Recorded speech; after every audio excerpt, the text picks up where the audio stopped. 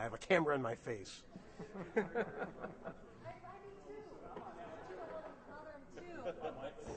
It's a special chair. That's right.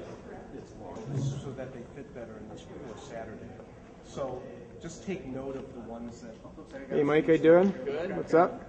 I have my liquid, I have my strip. That's all I need. See, you are set. This Rose, she's the VH, or VW, I guess.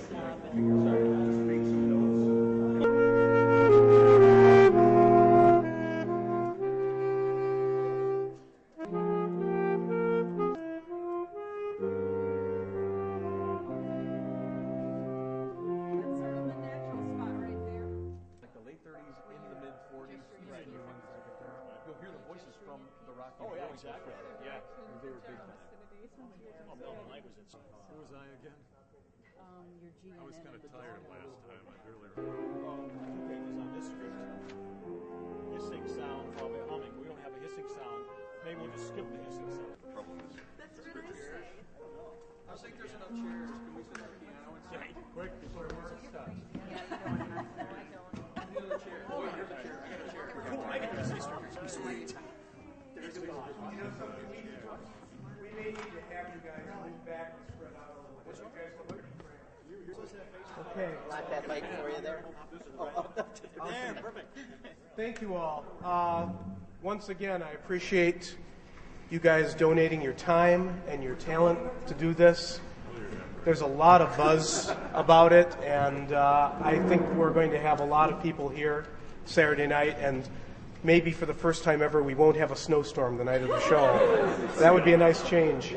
Actually, I found out today that Emily has set it up that Spotlight on Kids is going to have storytellers in the lobby before the show, which I assume is going to be from the Halloween walk. So that's a cool little added feature that we're going to do. Since not everybody was here last week, why don't we real quick do introductions so that we all know who each other is, starting with our gimpy sound effects man. Mike Casey, sound effects. Wendy Casey, helping sound effects. Ron Brown. Mike Austin. Dave Bitter. J. Peter Shaw. Rick Miller. Laura Schuler. Tracy Douglas. George Kiskunis. Josh Matthews. Stan Stricker. Rose Stricker.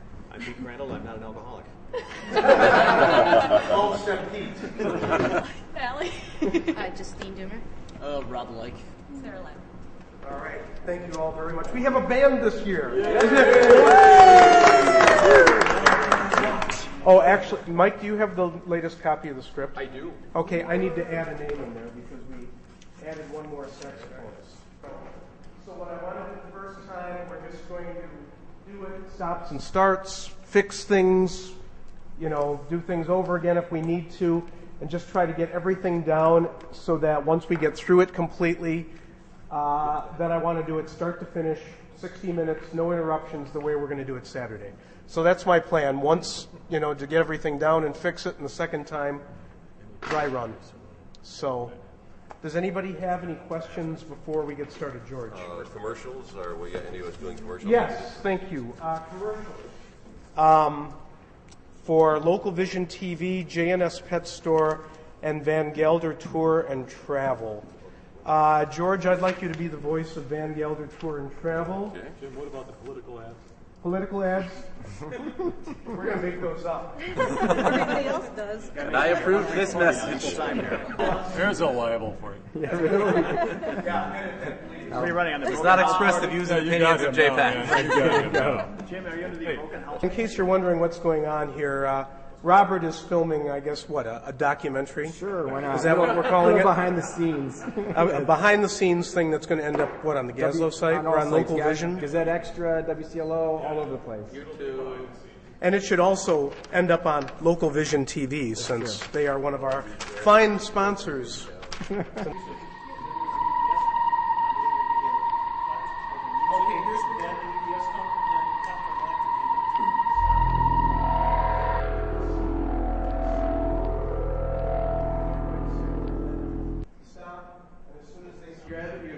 Thumb just goes right there to that clip. So Don't touch it. So don't touch the clip is what you're saying?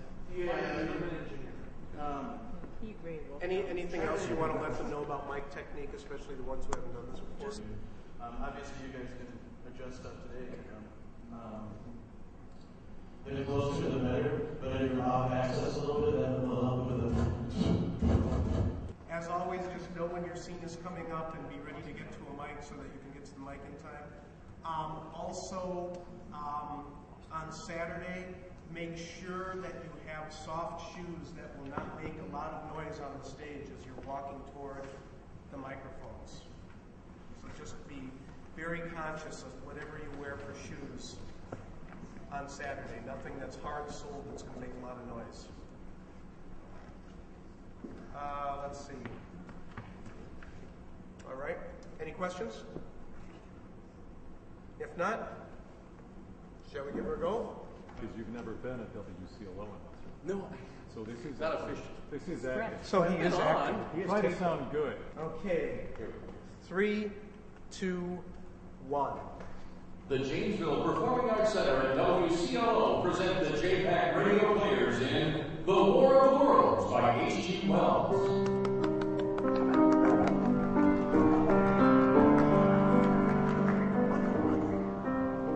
After these messages from our sponsors. And even watching Global Vision TV, you have no commercials for coming. GlobalVisionTV.com, our community in motion. Always there with the latest news, interviews, and local businesses. Don't be caught off guard. Go to GlobalVisionTV.com. Check out the business pages, classifieds, news, upload videos, get deals, coupons, and more. All from our community. And remember, when the attack is over, GlobalVisionTV.com has the next big breaking story, interviews, and more. And it's all right there at your fingertips. GlobalVisionTV.com. So you say Martians have landed in your backyard and you need to get out fast? Good news! Van Gelder Bus has multiple trips a day to O'Hare and Midway airports, as well as downtown Chicago. It's easy, it's fast, and if you haven't been on Van Gelder Motor Coach recently, you haven't traveled with the best. Call Van Gelder for all your travel needs at 800-747-7407. Open up your travel universe and see what's new at Van Gelder. And now, ladies and gentlemen, the director of the JPAC Radio Players, Jim White. We know now that in the early years of the 21st century, this world was being watched closely by intelligences greater than man's and yet as mortal as his own. We know now that as human beings busied themselves about their various concerns, they were scrutinized and studied, perhaps almost as narrowly as a man with a microscope might scrutinize the transient creatures that swarm and multiply in a drop of water. With infinite complacence, people went to and fro over the earth and their little affairs, serene in the assurance of their dominion over this small spinning fragment of solar driftwood, which by chance or design man has inherited out of the dark mystery of time and space. In the 10th year of the 21st century came the Great Disillusionment. It was near the end of October. The economy was still shaky. The war on terror dragged on. Unemployment was still high. On this particular evening, October 30th, people in southern Wisconsin went about their affairs while listening to their radio station. Your weather team forecast calls for not much change in temperature over the next day or so. Once again, NASA is reporting that several large explosions took place on the planet Mars at about 2:20 this afternoon Central Time. We will continue to follow this story as it develops and update you as details become available. We now return you to our regular program, Mad City Music Tonight.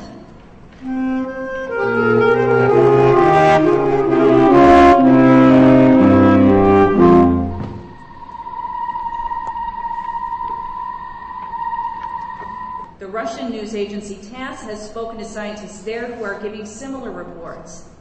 As we await the news conference, we're going to take you shortly to an interview with noted astronomer Professor Andrea Pearson at the Washburn Observatory on the University of Wisconsin campus. Until then, we return you to Mad City Music Tonight.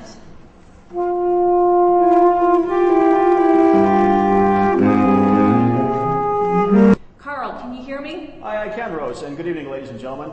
I'm standing in a large semicircular room, pitch black except for an oblong split in the ceiling. Now, through this opening, I can see a sprinkling of stars that kind of cast a frosty glow over the intricate mechanism of this huge telescope. Professor Andrea Pearson stands directly above me on a small platform peering through the giant lens.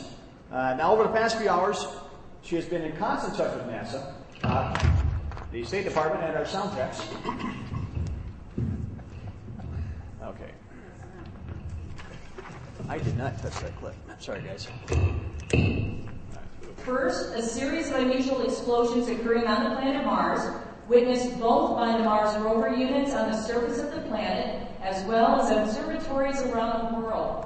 While we await a news conference to be held by NASA, news agencies from around the world are now reporting the appearance of objects that they say were propelled from the planet. Half struck in a terrific force. The ground discovered a splinters of a tree that must have struck on its way down. What I can see of the object itself doesn't very much like I heard it. Well, I was listening to the radio. Closer, louder, sir. Excuse me? Louder, please, and closer to the microphone, sir.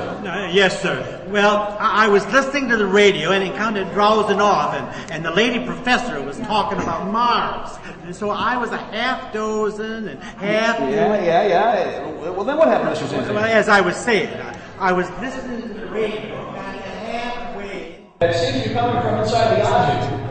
I'll move the microphone just a little bit more near. Oh my God! We're turning into flame! The launch, the bars! The gas tanks, the automobiles are spreading everywhere! It's coming, it's way,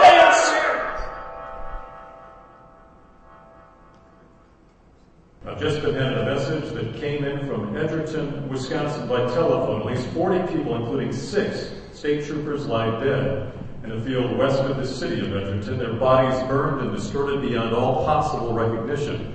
On the phone with us now is Brigadier General Montgomery Smith, commander of the Army National Guard at Fort McCoy, Wisconsin.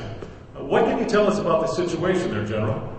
I've been requested by the governor of Wisconsin to place the counties of Rock and Dane under martial law. No one will be permitted into this area except by special pass issued by state or military authorities. 4 companies of the National Guard are proceeding from Fort McCoy to Edgerton and Madison and will aid in the evacuation of homes within the range of military operations. Any reserve officers within the sound of my voice are asked to please report for duty immediately. An object they choose by means of a polished parabolic mirror of unknown composition, much as the mirror of a lighthouse projects a beam of light. That is... Of Edgerton. Captain Lansing, can you describe the scene there? Yes, I can. I want to inform the public, first of all, that the situation arising from the reported presence of certain individuals of unidentified nature is now under complete control.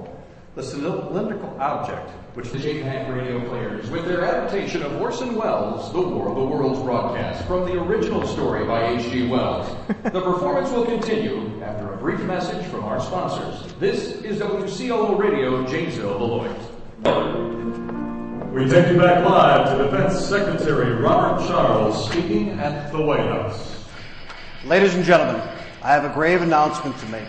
Incredible as it may seem, both the observations of science and the evidence of witnesses lead to the inescapable assumption that those strange beings who landed in the Wisconsin farmlands tonight are the vanguard of an invading army from the planet Mars. Stoughton, crushed and trampled to death under the metal feet of the monster, or burned to cinders by... is blacked out from broadcast communication due to the effect of we're now moving to the southeast into Illinois.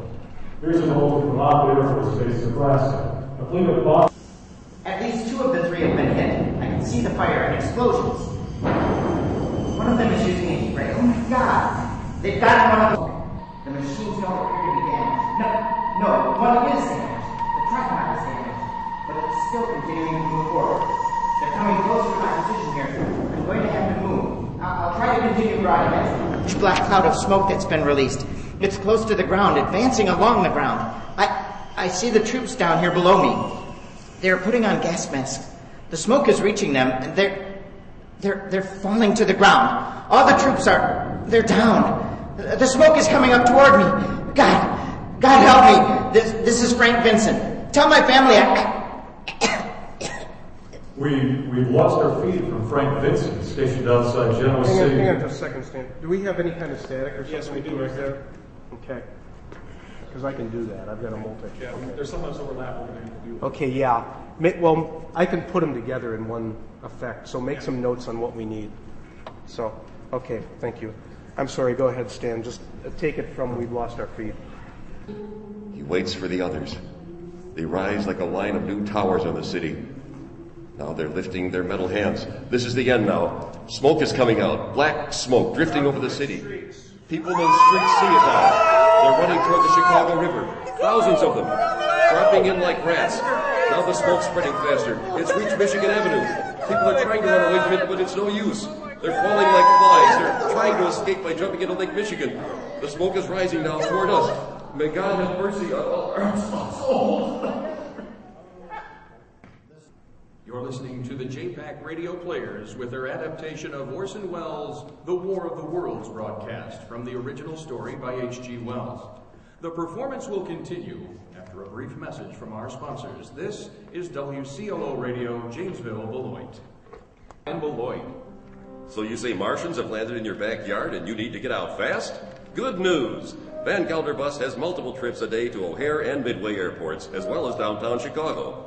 It's easy, it's fast, and if you haven't been on a Van Gelder motor coach recently, you haven't traveled with the best. Call Van Gelder for all your travel needs at 800-747-7407. Open up your travel universe and see what's new at Van Gelder. We now return to the JPAC Radio Players with their adaptation of Orson Welles' The War of the Worlds broadcast from the original story by H.G. Wells. As I set these notes on paper, I'm obsessed by the thought that I may be the last living human on Earth. I have been hiding in this empty house near Edgerton, Wisconsin, a small island of daylight cut off by the black smoke from the rest of the world. All that happened before the arrival of these monstrous creatures in the world. Now it seems part of another life. The house in this black coil. And at length, there was a hissing sound. Suddenly I see a Martian mounted on his machine, spraying the air with a jet of steam, as if to dissipate the smoke. It's morning. Sun streams in the window. The black cloud of gas is lifted, and the scorched meadows in the north look as though a black snowstorm passed over them. I ventured on the house and made my way to the road, standing guard over the wasteland like a lighthouse deserted by the sea. Astride this island perches a weather vane. Years or so, and nice little dinners at restaurants. You know, if it's amusement you're after, I guess. We're finished. We don't know enough. We've got to learn plenty before we've got to check in. And on Sundays, worried about the hereafter. The Martians will be a godsend. This is Jim Like, ladies and gentlemen, here to assure you that the War of the Worlds has no further significance than as the holiday offering it was intended to be. The JPAC Radio Players' own version of dressing up in a sheet, jumping out of a bush and saying boo. Starting now, we couldn't soap all your windows and smash all your pumpkins by tomorrow night, so we did the next best thing. We annihilated the world before your very ears and utterly destroyed Edgerton. You'll be relieved, I hope, to learn that we didn't mean it and that both institutions are still open for business. So goodbye, everybody, and remember the terrible lesson you learned tonight. That grinning, glowing, globular invader of your living room is an inhabitant of the pumpkin patch, and if your doorbell rings and nobody's there, that was no Martian. It's Halloween. You've been listening to The War of the Worlds on WCLO Radio, broadcast live from the Janesville Performing Arts Center. Tonight's show starring Tracy Douglas, Rose Stricker, Stan Stricker, Pete Crandall, Laura Schuler, George Kiskunas, Dave Bitter, J. Peter Shaw, Ron Brown, Rick Miller, and Josh Matthews. The musical director was Sarah Lima, and the Sarah Larson combo consisted of Sarah Lima, Rod Like, Ali Rodowski, and Justine Doomer. The sound effects coordinator was Mike Casey, and the technical director was Mike Spelsberg. Tonight's adaptation was directed, produced, and written by Jim Like. Thank you for joining us this evening, and happy Halloween from the JPAC Radio Players and WCLO Radio.